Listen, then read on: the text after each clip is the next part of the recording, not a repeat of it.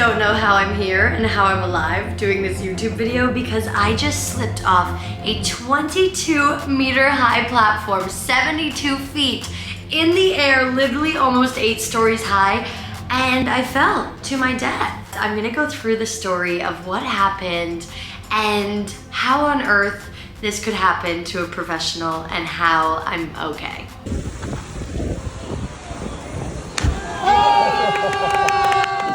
At this point, you've probably already seen me slip off the platform because over 50 million people have seen the multiple videos across multiple platforms of me slipping to my death. Literally, there's articles from People and CBC and all the things just saying near-death experience, Molly Carlson. Oh my God, I'm gonna sneeze. You know what, I'm grateful to be sneezing because I could have been dead.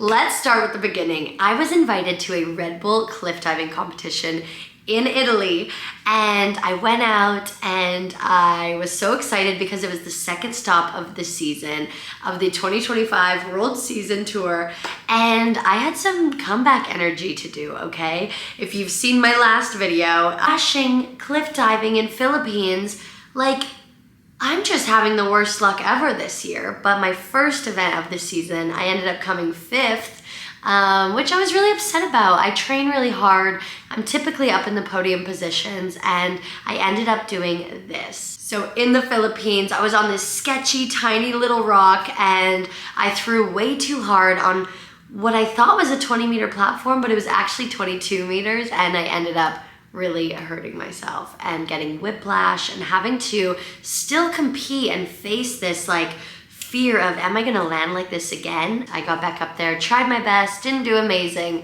but definitely proud of myself for getting through that one. So after this performance in the Philippines and not landing on the podium and having a lot of anxiety, like I grew up with a lot of anxiety, and I felt like I let people down. I felt like I let my sponsors down. I felt like I let myself down, my coaches down. And this anxiety started to pile up. And leading into Italy, I told my coach, like, listen, like, I have really been struggling to find the joy of high diving because I have been diving for other people. Like, I feel like I'm diving for not the right reasons right now, and I wanted to fall in love with the sport all over again. So the past 3 months of training have been going amazing. Check this out. I literally was nailing my dives on our beautiful platform in Montreal, and I'm just so proud that I could absolutely find that joy again and just prove to myself that I do love doing this and I do love jumping off high things, and it's not just like for other people, it's truly for me because those 3 seconds in the air of silence just help me feel that silence is possible in my anxious brain. And so there's something so special about high diving that I just truly love doing. And I found it in the last 3 months after Philippines. Then comes Italy, competition number 2. It was time to show up, show what I've been working on. I'm ready to kill it. I've been to this Italy location 5 times before. I've had great results. I've been on the podium multiple times, and I was like, you know what, I'm comfortable. I love jumping off this balcony. I love just being here in this beautiful location, and let's see what I can do. Friday comes around and it's practice day. So no competition on this day. This is where you just get to do any dive you want to do and get out there, get comfortable with the environment. And I had a very strict practice plan with my coach. I wanted to do 3 dives off of this Red Bull cliff diving platform, and first 2 went amazing. Take a look. I started with this gorgeous double half tuck, just super simple to get used to the height. And honestly, like, I would give this a 10. I'm so proud of this, like, period. I wish that was in competition. And then dive number 2, I was super anxious about because I was doing the back twister, the new one that I just learned. I'm super anxious about twisting. So I was like, oh, is it gonna go good? I don't know.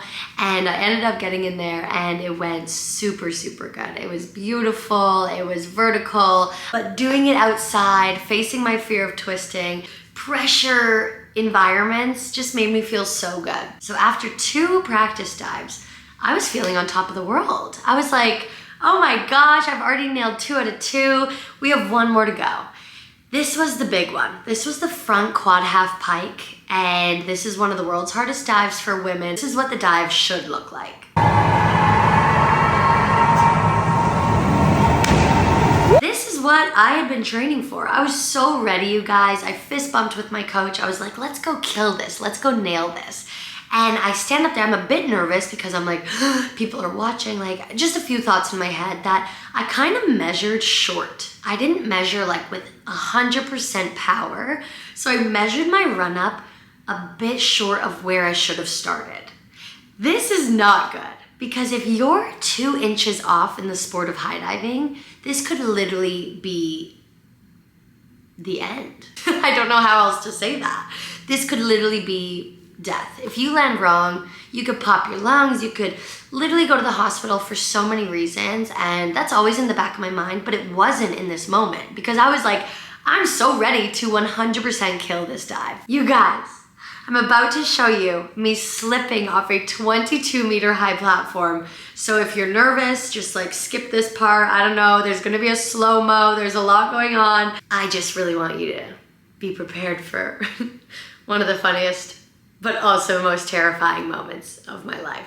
There's 3 angles I'm gonna show you today. My coach's angle, the judge's angle, and the slow-mo angle. Okay, here we go. Up first, my coach's angle, and be sure to have the sound on because his reaction in French is so funny.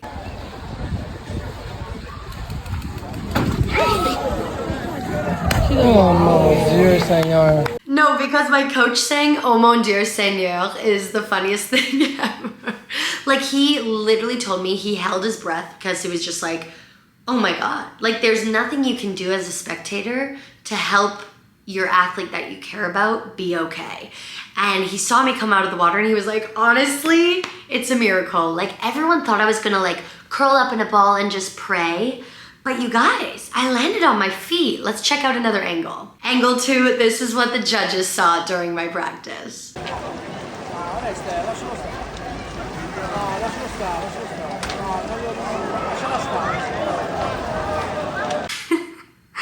Honestly, it just looks like I fell off this platform, but still somehow managed to do 2 flips with a half twist and land safely on my feet. Like, I'm so proud of this. Like, my boyfriend is typically the type that has like cat reflexes. Like, he could get lost in the air and just know exactly how to land. But like me, you don't train for this. You don't practice for fails. You practice for success, and if fails happen, you learn from it. I'm just shocked and proud of myself for like doing that. Like, I kind of feel cool. Okay, it's time for angle 3, my favorite angle, the slow motion angle from the front where you literally see my feet land past the platform and I slip off to my death. Here we go.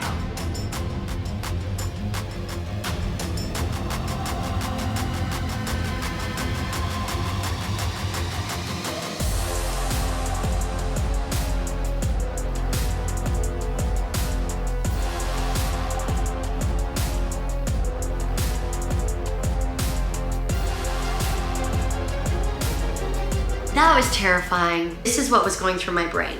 I slipped off, I screamed, you could literally hear me scream, and I was like, just find the water. My only thought in my head was, find the water, find your feet, and you'll be alive. And that all happened, like my body just, boom, it was like over in an instant. But underwater was those first feelings of, oh my gosh, I almost died. And then I woke up the next morning and my foot, you guys, was black. I literally landed on the edge of that platform with my foot hitting so hard. You know what? I'm just gonna show you my feet because the world has seen it already. It's doing really good, but you can see this like black circle was like exactly where I hit that platform, and it was so painful. Still at 10 a.m. on this morning, I was like, I'm gonna compete. I got this. Like, I'm 100% gonna do my best to do this competition.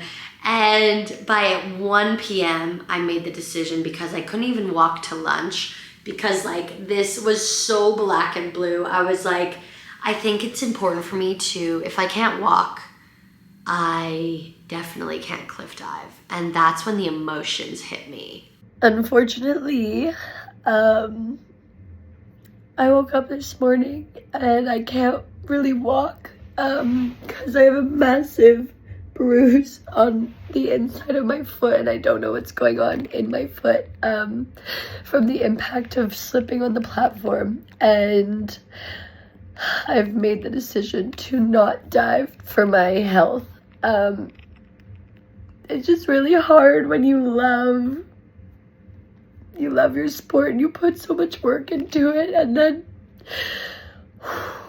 you have to pull out and make decisions like this. When I hit the water, all the feelings of like, why are you doing this, was at the forefront. It was like all the years of, what's it been, 14, 15, like 19 years of diving that was just like, no, you know what? I know you love it, but you need to quit right now. And those were the scariest feelings of like, you should never do this again. You need to stop right now and like realize like if this is worth it, if almost dying every day is worth it.